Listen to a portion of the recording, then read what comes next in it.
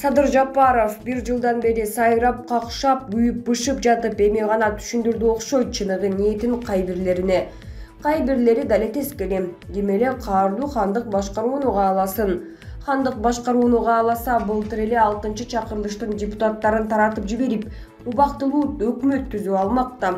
Бирөө айтты эле, эл Садыр Жапаровго бир бутундай арбузду берсе, бир кесимин гана алып калганын таштап койду. Эми өзү эле азабын тартып жатат.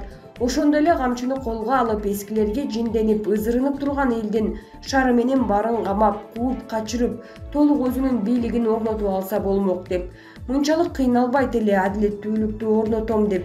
Кээде адилетсиздиктин торуна чалынып, калыстыкты орнотом деп, кээде өзү калыстык издеп чырылдап калып жатат. Бирок сабырдын түбү сары алтын.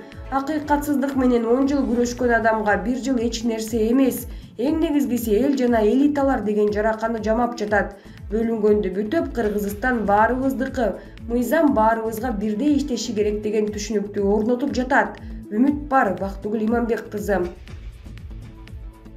Президент Беловодск айылындагы балдар үйүндө. Президент Садыр Жапаров Чүй облусунун Москва районундагы Беловодск айылында жайгашкан балдардын психоневрологиялык социалдык стационардык мекемесине барды. Мамлекет башчысы социалдык стационардык мекеменин жаңы имараты менен таанышып, аталган жайдын тарбиялануучуларынын тамак-аш, окуу жана жашоо шартын көрүп, алардын сабактарына катышып, балдар менен баарлашып, белектерди тапшырды. Беловодск айылында жайгашкан бул мекемеде акыл эсинин өсүүсү начар болгон 4 жаштан 18 жашка чейинки өспүрүмдөр туруктуу жашап, ушул жерде билим алышат. Балдардын саламаттыгы да атайын адистердин көзөмөлүндө.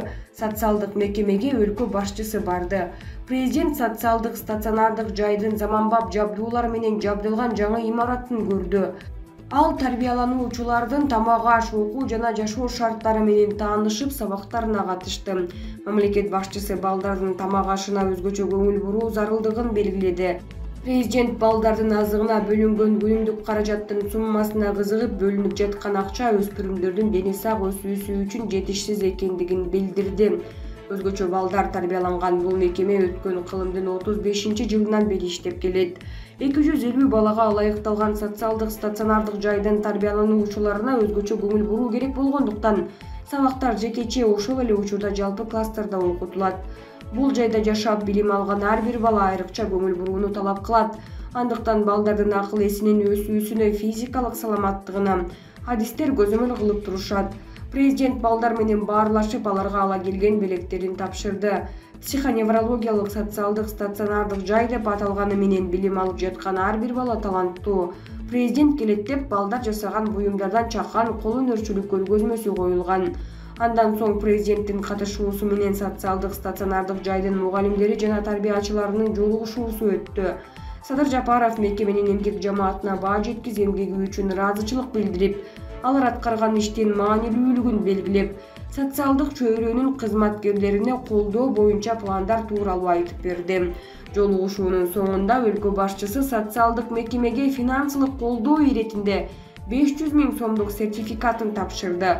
Кыргызстанда мындай психоневрологиялык интернаттан экөө бар. Бири Жалал Абад облусунда, Булак КТРК чекиткейи. Орусиялык блогерден iPhone 13 алган кыргызстандык Дубайга кетүүгө мүмкүнчүлүк алды.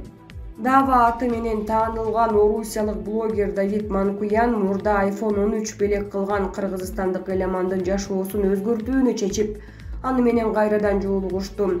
Дава курьердик кызматтан кетип, Киевде иштеп жаткан кыргызстандык элеманга Дубайга кетүүнү сунуштады. Бул тууралуу блогер TikTok баракчасында айтып берди.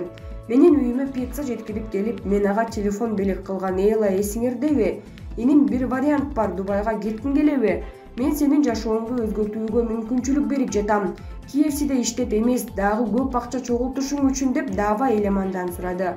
Дава элемандан жашооңду өзгөртүүгө даярсыңбы деп сураганда, ал даярмын деп жооп берди. Блогер оң жооп алгандан кийин бир шарт бар экенин айтты.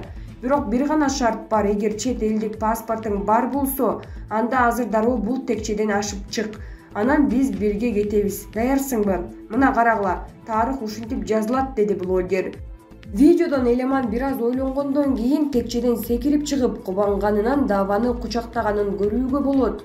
Буга чейин Дава Орусияда соода борборунда иштеген кыргыз кызына Дубайда эс алууга жолдомо белек кылган. Булак KG Чекет Евразия Today Чекет.ру. Дайыр Исмадияров: Жубайымдын атасы деген сөзү жүрөгүмдү жебетти. Ырчы Дайыр Исмадияров буга чейин атасы жөнүндө кеп козгогон эмес. Бул ирет атасы ага болгон таарынычы тууралуу. Муну менен катар жубайы менен жарашканы жана уулу тууралуу Супер Чекет KG порталына айтып берди. Жубайым менен жарашуума бирден бир себеп жубайымдын атасы деген сөзү жүрөгүмдү жылытты. Балам мага чалып ата эмне кылып жатасыз деген сөздөрүн укканда башкача болдум. Мен ата мээримине куса болуп, ага таарынып чоңойгом. Балам андайды көрбөсүн дейм, дейт Дайыр Исмадияров. Булак Супер Чекет KG. 7-чи чакырылыштын эң жаш депутаты Орозайым Нарматова болобу. Жаңы мыйзамга ылайык 25 жаштан ашкан Кыргызстандын жараны жогорку кеңештин депутаты боло алат. Буга чейин жаш босого 21 жаш болчу. Алдын ала маалыматтар боюнча депутат боло турган эң жаш талапкерди аныктадык. Шайлоонун акыркы алынган жыйынтыгына таянып 7-чи чакырылыштагы жогорку кеңештин эң жаш депутаты Бүтүн Кыргызстан партиясынын талапкер Орозайым Нарматова боло турган болду. Алдын ала маалыматтар боюнча 992 добуш алган. Ал учурда 27 жашта. Орозайым Нарматова 94-жылы 19 февралда Ош облусуна караштуу Өзгөн районундагы Карадыйкан айылында туулган. 2013-жылы Москвада бухгалтер-экономист статистика боюнча колледжди аяктаган. 2017-жылы Жалал-Абад мамлекеттик университетинин журналистика факультетин аяктаган. Орозайым Нарматова учурда ишкерлик менен алектенет. Менин укугум бар коомдук кыймылынын активисти жана Москвадагы эркин журналист. 2015-2017 жылдары Мекенчил партиясынын тең төрагасы болгон. 2020-жылдагы парламенттик шайлоого Бүтүн Кыргызстан партиясы менен депутаттыкка талапкер болгон. Бирок аягы эмне менен бүткөнү баарыбызга белгилүү. Булак Лайк Чекет KG.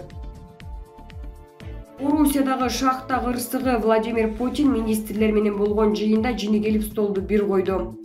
Орусиянын президенти Владимир Путин Орусиянын эмгек жана социалдык коргоо министри Антон Кочаковду Кемерово облусундагы Ресвяжная шахтасында болгон кырсык тууралуу жасаган отчетуна эмоционалдуу жооп берди. Мындай видео социалдык тармактарга тарады. Маалыматка ылайык, Владимир Путин министрдин сөзүн уккандан кийин анын ишине нааразы болгон. Президенттин айтымында бийлик шахталардагы жумушчулардын коопсуздугун камсыздоо боюнча иштеши керек. Анткени 2010-жылдагы чечимдерибиздин мааниси ушул болчу деп Путин жини келип муштуму менен столду бир койгон. 25 ноябрда Кемерово облусундагы Ресвяжная шахтасынан өрт чыгып, 51 адам каза болгондугу кабарланган. Булак Супер Чекет KG.